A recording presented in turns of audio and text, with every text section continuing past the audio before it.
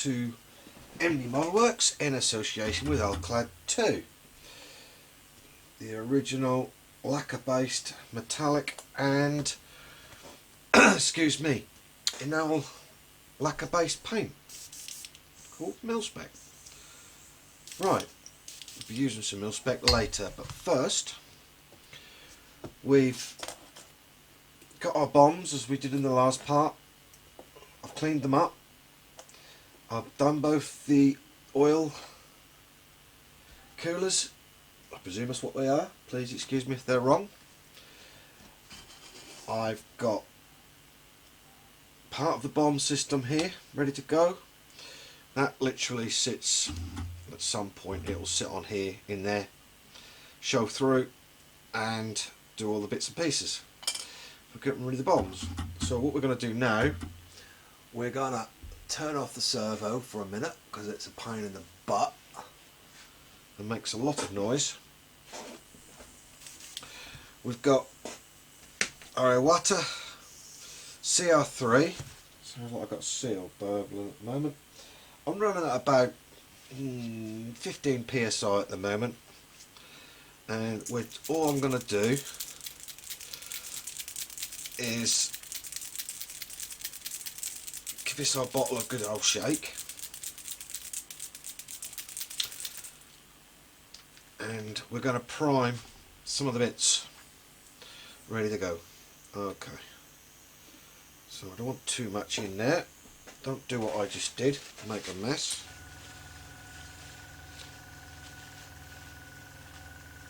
Now, always put your lid back on the bottle of any Alclad, as the bottles are great, but they will turn over. Right, so what I'm going to do first is spray one of our bombs in the grey, what is it, ALK? Oh, I can never remember the numbers, I don't know how Rob does all that. ALK 302, which is a grey primer and microfiller. The colour is BS00A05, if anyone's interested. And all I'm going to do is just prime it up, ready for the top coat in a little while. As you can see, I've taken out the seam lines on the bombs, the ones that I wanted to. I drilled a hole where it's not going to be seen and inserted a cocktail stick for ease of use to paint, to spray out. That's all I've done, nothing hard.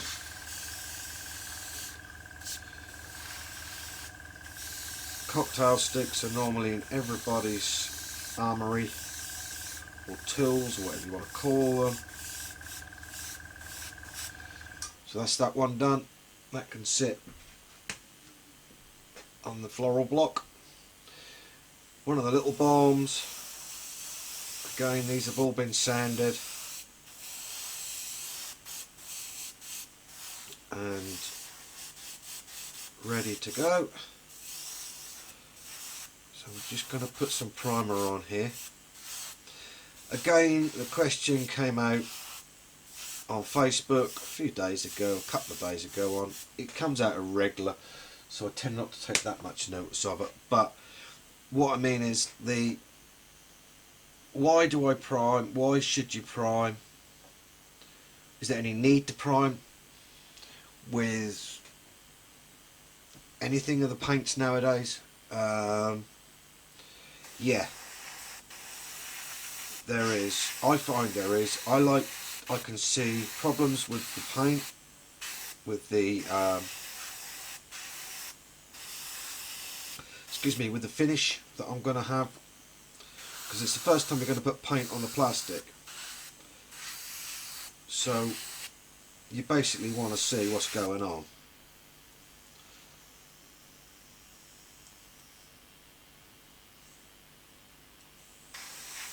So that's why I prime. Do I wash my kits? No, no need. Mould release agent hasn't been used for years. All you're going to get is your fingers on it. Using enamels, that don't matter. If you're using acrylics, which I despise, apart from a little bit of hand painting, then yeah, I suppose it's worth it, but I wouldn't bother normally. Just going to do these. You notice I've got no gloves on today. Obviously with COVID, rubber gloves are a little bit of an option, I would say, at the moment, which I don't need. So I'll take that off, put that in. I want everything in nicely. End of the day, I work with a lot worse paint on a daily basis than I have here. I'm just going to paint the inside of that. Ready? I think I must have glued this one the way it's working. I did, but I want to take it off. There we go. I want to get into here and just put a bit of primer in. Right. Now this is going to seem strange to a lot of people. In fact, I'm going to do what I was going to do anyway, and I'll come back in a moment and show you something a little bit different that I was going to do, because it means cleaning up the airbrush once I've got all these bits primed in grey and going on to black primer. Okay, back in a moment. Okay, right. So the grey has been done, and now we're on 309, ALK 309 black primer and microfiller. This is some of the metallic work that's got to go on here, just to clean it down. So all we want to do is just get, not a light dusting, but just a very thin coat on, just to get it right for what I need. On all my metallics that I do, any metallic that I use, whether it be a really shiny finish or a duller finish like we want here for my metals, I will always use either ALK 309, which is the black primer and microfiller, or the gloss black base, which is ALK 305. Now that is a new formula.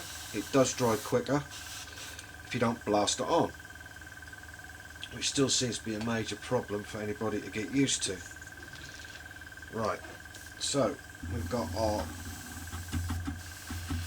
carriages for the underwing bombs. This airbrush could do with a complete clean, which it will get this evening. Strip clean down.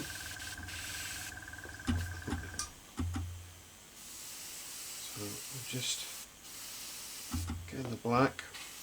I want to put the metallics over top of this to make it look a little bit different from what's on the kit already. Obviously I won't be putting these on for a while, but they're in the instructions, we might as well do them. Okay, that's the black work.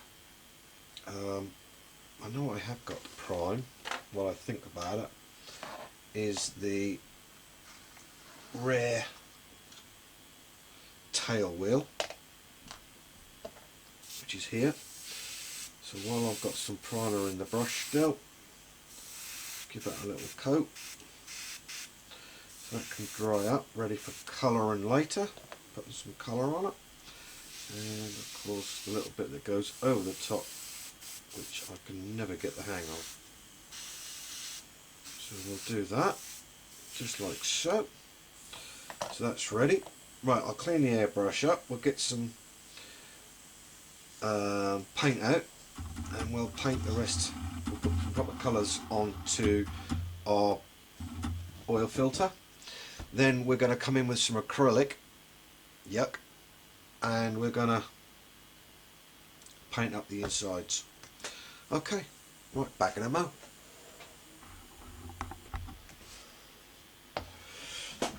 Right, welcome back. Okay, now colours. Right, obviously the bottom colour is RLM 65. I thought it was 66, but that is a 65, which is hell blue or pale blue. So what we're going to do first is paint our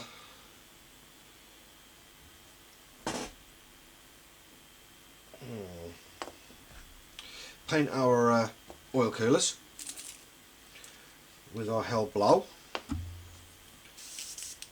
and get some on there. Don't want a great deal. Make it nice and thin as we do it. Now I'm going to take the tip off for this because there are some certain things that I want to do.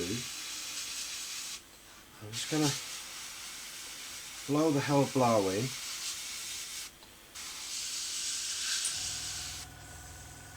And to try to get off in there without too much blowback. I haven't got a mask on, which you should be wearing. The reason I haven't got a mask on because I'm talking to you guys, or girls, whatever. Okay, always wear a mask. So we'll just put that into there, and that'll get another treatment later. And then on the front, although how the heck that got put onto that bit I do not know. There you go. For some reason that had moved and I hadn't seen it. So I'm just going to make sure I get this bit right.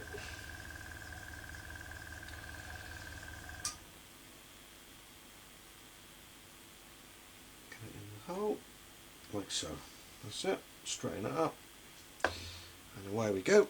I'll let that be for a minute while that just hardens up slightly. And then we'll get our RLM 65 onto here.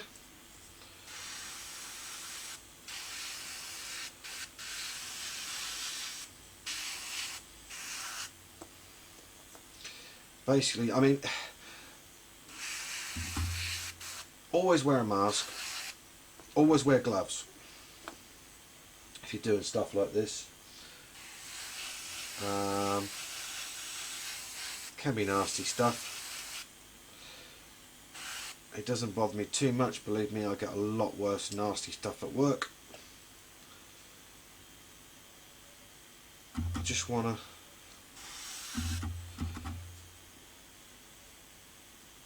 get this all tidied up. So I did try wearing a mask and doing a video. It wasn't very good. I'm pretty difficult to understand at the best of times when it comes to my Norfolk dialogue. So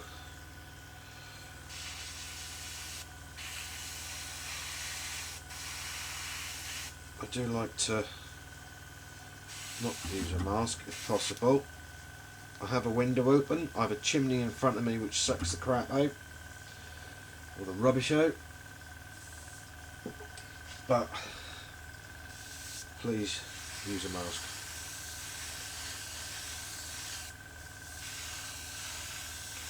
I'm going to go all around this bit.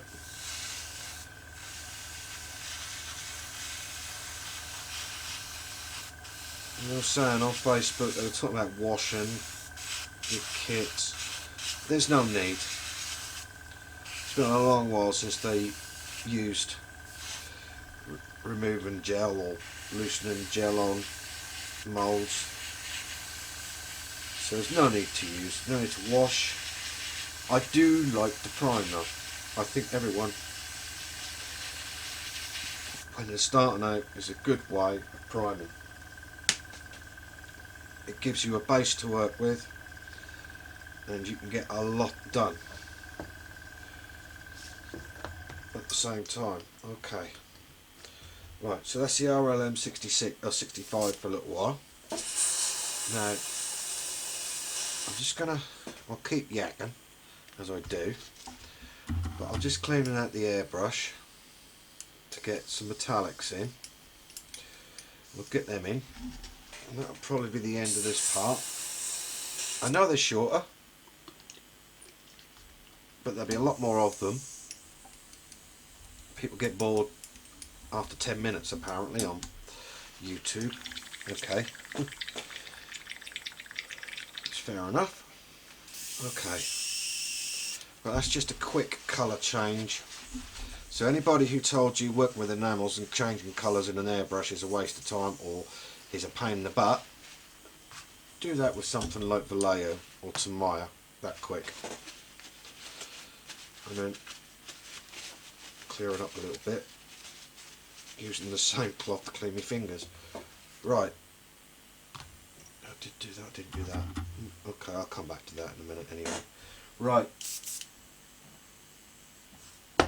First what we got is some dark iron, or dark, no sorry I lied, dark aluminium. The reason I'm using this is because I wanted to show, not just sit in the background. So we're going to do, we're just going to spray out the bomb carriages, and with all metallics from Alclad, just mist the coats on. That's all you need to do, and that's as good as you'll need. Okay, that's that. That was quick. Put that way. Right. Now this one is the part that goes inside the centre fuselage bomb rack, and to be honest, I'm not even going to clean out the airbrush, and just going to get it through, which it is.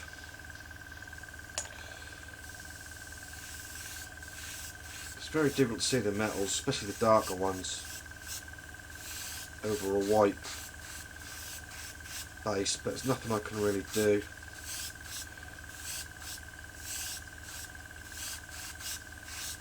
To get it better.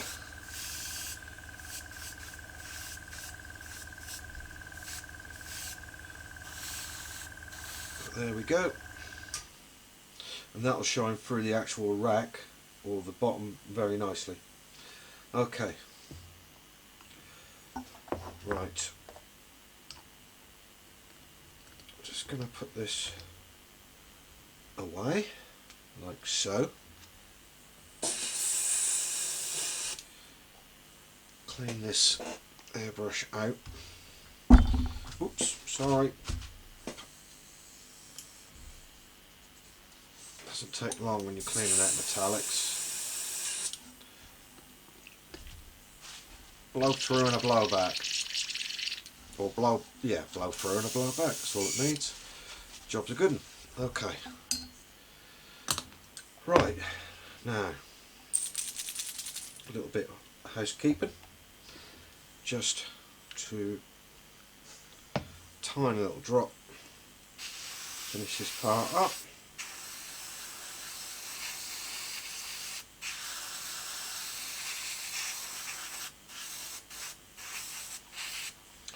So we need in there. Take the excess back.